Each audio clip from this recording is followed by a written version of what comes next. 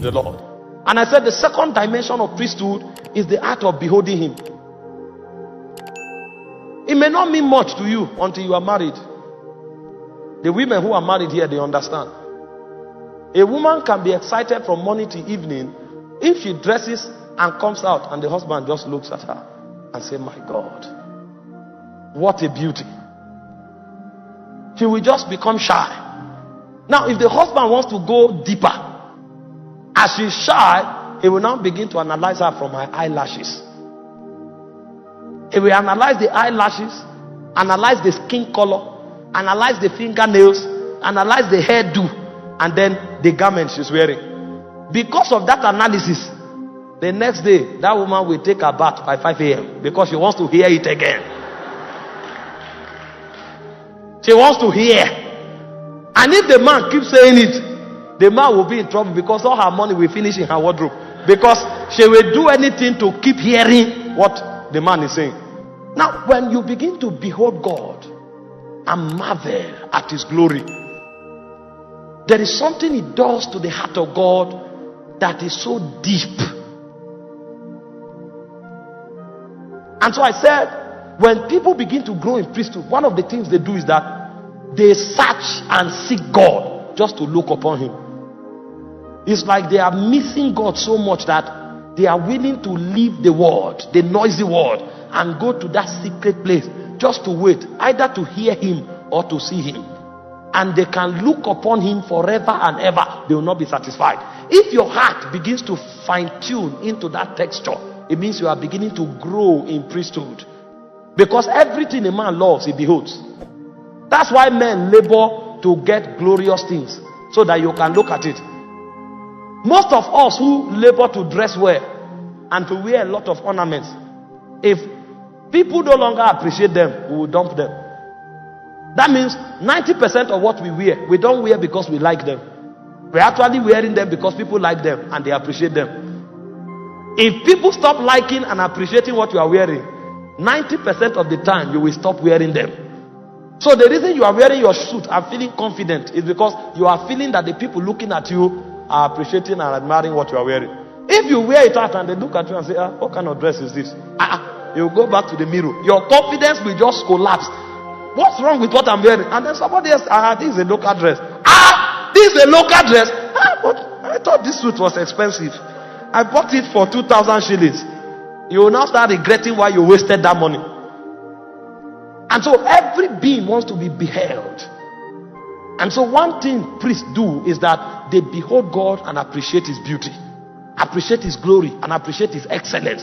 You know, at this point, you are not even talking much. You are just there because you are waiting for him. And the reason you are waiting is because you want to see him. You want to look upon him. He said they looked up to him and their faces were radiant and they were not ashamed. So there is an act of priesthood called beholding him. In 2 Corinthians 3:18, he said, we all with open faces beholding as in a glass the image of the Lord, we are changed. Now, when you begin to behold God, what God does is that thing you admire so much, he now puts it on you so that you begin to represent him. So the beauty of man is tied to the quality of their beholding, because you reflect what you behold. And so one thing priests do is that they behold God until they become like him, that I may behold him, that I may look upon him, that I may gaze at him. If there is a hunger in your spirit strong enough to make you separate yourself just to go look upon him or to hear him, it means you are a high ranking priest in the spirit. When you want to distinguish between babes and the mature, find out what takes them to God's presence. When the babe comes to God's presence, he has a need. When the need is over, he goes. But when you find a priest, he doesn't go there because he has a need. He wants to see something. He wants to hear something. The presence of God, he's addicted to the presence of God like marijuana. He will keep looking and he never gets satisfied, because the more he sees, the more he wants to see. God becomes like an endless beauty, fountain of beauty that he never gets exhausted seeing. He will look upon him and look upon him yet again. It's called priesthood. Priesthood is the act of beholding God, because as you are beholding God, God is pouring himself into you. So the first dimension of priesthood requires you acknowledging and glorifying him. The second dimension of priesthood requires you appreciating him, loving him, honoring him, and just marveling at him. It's a sign that God is your priority. It's a sign that God is your all. It's a sign that God is the biggest thing of value in your life. You will not understand how value is judged until you have something worthwhile. The day they give you a Lamborghini, you will not be able to sleep. You wake up at 12 midnight and park the curtain and look whether it's still packed. You that used to wake up by 8 a.m. or 9 a.m. because there's a Lamborghini in the compound, by 5:30 you want to take a walk and you are looking at the car. You check the silencer, the exhaust, you look at the tires. These tires are big. Every day you are seeing new things. Sometimes you just go and sit inside the car, not because you are going anywhere. You own it, and when the engine is steaming, you are looking at the speedometer. You are touching some things, the wood they use here. You are just touching, you are just looking, because your affection is tied there. And so in priesthood, the way God judges your affection is what you will do just to look upon him. And so priests who are actually practicing the art of priesthood, one thing they do is to look upon God. They can be there for 3 days just to hear a whisper, and the moment they see or hear God, their heart is full of joy. That joy, you can't take it from them. Things may be wrong, but they are happy, and you are wondering, why are you excited in the midst of chaos? Because they have something you can't take from them. You can take money from them, you can take car from them, but this one, you can't take it. It's in their spirit.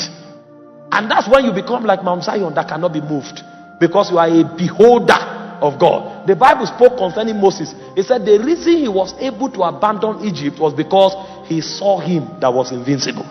And so when you find a man always going to the place of prayer, it's because of what he's seeing and hearing. It's not because of the answers he's getting necessarily. Yes, he will get answers, but even in the season where there are no answers, he keeps going there because he just wants to see God. He wants to touch God. Nothing grants him fulfillment like touching God. That's a priest. If you want to rise as a priest, you must love and master the art of beholding. There are things bigger than impartations. There are certain things that are practiced. You practice your way into those realities, because it will take a daily exercise for you to come into full stature of their operation. Many times when we come for meetings like this, people want to touch you, they want you to prophesy over them, lay hands on them. It will bring you a dimension, but that dimension will have a consecration. If you don't have that consecration, the dimension will lift. The reason I started laboring in the spirit is because I discovered every dimension rests on a consecration. And so when you are imparted, you will enjoy it for a season, but the dimension will begin to call on the consecration that it rests upon. If you cannot provide the sacrifice of that consecration, the dimension will go back. I traveled once upon a time to see a great apostle called Randy Clark, and he laid hands on me saying, you will walk in the glory realm. I will pray for people. I didn't have faith. People were being healed. Terminal diseases. I said, it's time to start the global healing ministry. If this thing is this easy, I now started condemning most of the preachers. Is this how simple this thing is that they made it difficult for us? No wonder. Thank God. After 2 weeks, the impartation began to demand fasting. The impartation began to demand long hours prayers. And I couldn't pray like that.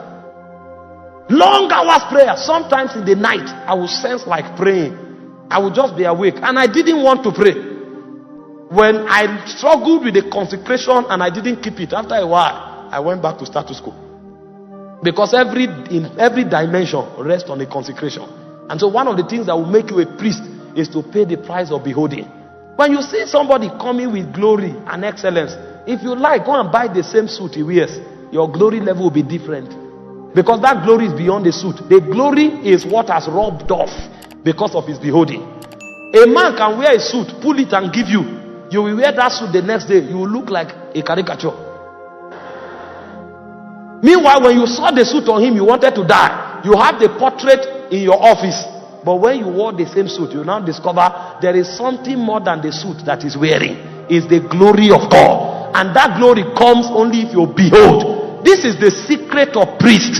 And this is why when priests show up, things happen. Things don't happen just because they spoke in a certain way. You can come to a place and shout. When you finish shouting, they will slap you. And then you will know that you need much glory beyond a deep voice. It's called beholding. The third thing priests do is to wait. Waiting is an acknowledgement of the fact that you know he's a king. I don't want to read scriptures. There are many scriptures I would have read, but it will take our time. When Moses was called up by God and he climbed up the mountain, Moses climbed the mountain, the glory of God descended, God was not there. Moses waited for 8 days before God showed up, but Moses didn't go away. Because Moses acknowledged that he is the king, he is the servant.